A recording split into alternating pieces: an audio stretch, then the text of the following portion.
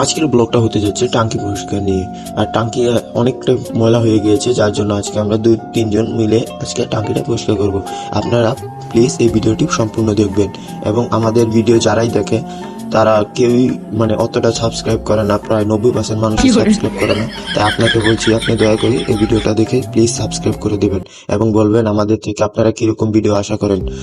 আমাদের আজকে ফোনটা অ্যান্ড্রয়েড ছিল, তাই ভিডিওর কোয়ালিটি অতটা ভালো হয়নি। আমরা ফার্স্ট অফ অল আমরা টাঙ্কিতে নেমে টাঙ্কির পানিটা পরিষ্কার করে টাঙ্কির পানিটা ফেলে দিয়ে এখন আমরা সার্ফ এক্সেল দিয়ে পরিষ্কার করছি এবং পরিষ্কার করছি আমি একাই করছিলাম এখানে, আর ওই 2জন পানিগুলো ফালাচ্ছিল।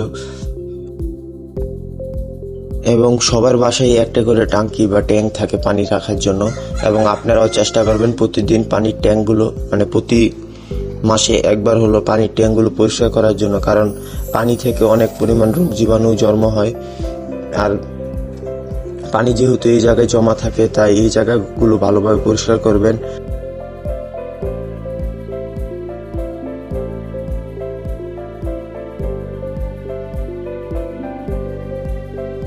আর আমি অতটাও লং ভিডিও বানাই না, কিন্তু আজকে এই লং ভিডিওটা বানানোর কারণ হচ্ছে আপনাদের মাঝখানে আমার কিছু কথা বলার জন্য।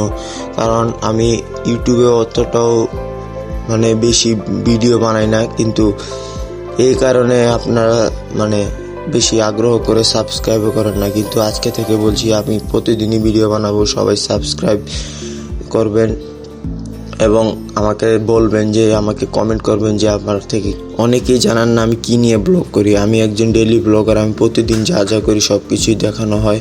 তা আমার ডেইলি ব্লগ যদি পছন্দ করে থাকেন অবশ্যই সাবস্ক্রাইব করবেন। আর আপনারা আপনাদের মতামত প্লিজ আমার কমেন্ট বক্সে জানিয়ে দিবেন। আমি ইনশাআল্লাহ আপনাদের কমেন্টে রিপ্লাই দিব এবং আপনাদের মনের মতো ভিডিও বানানোর জন্য সর্বাক্ষণই চেষ্টা করব।